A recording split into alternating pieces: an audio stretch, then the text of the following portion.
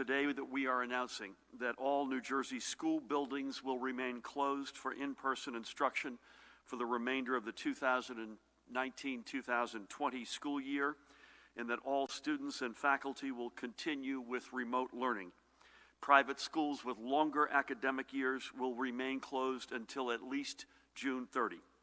We reached this decision after much consideration with Commissioner Repillette in the Department of Education, district officials across the state, and multiple stakeholders, including both educators and parents. We reached this conclusion based on the guidance from our public health experts and with a single goal in mind: the safety and well-being of our children and of our educators, administrators, and staff.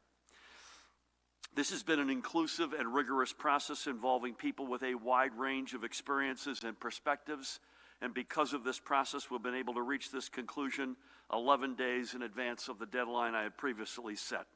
We wanted you to know when we did and to provide certainty. I had hoped that we could get back to a sense of normal by allowing our children to return to the schools they love and to be with their friends and classmates.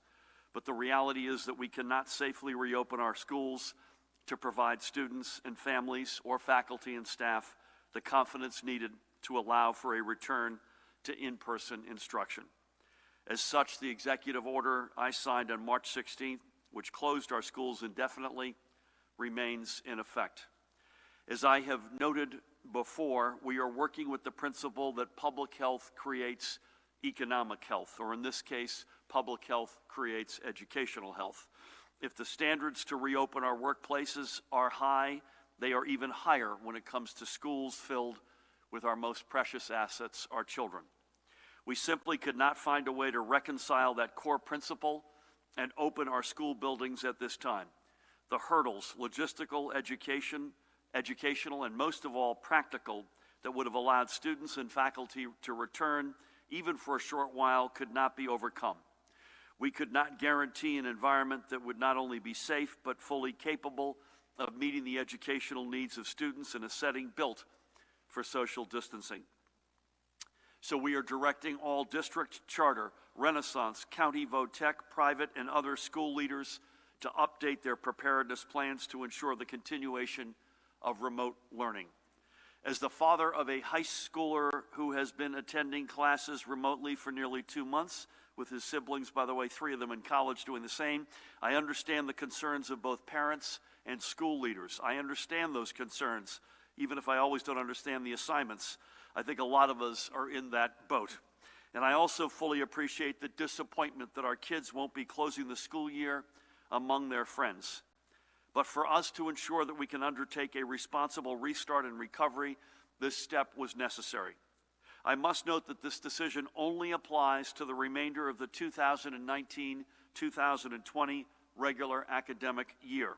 The department will be leading stakeholder meetings alongside district leaders, educators, local officials, and parent organizations to determine whether summer educational or enrichment or other programs offered at our schools may proceed.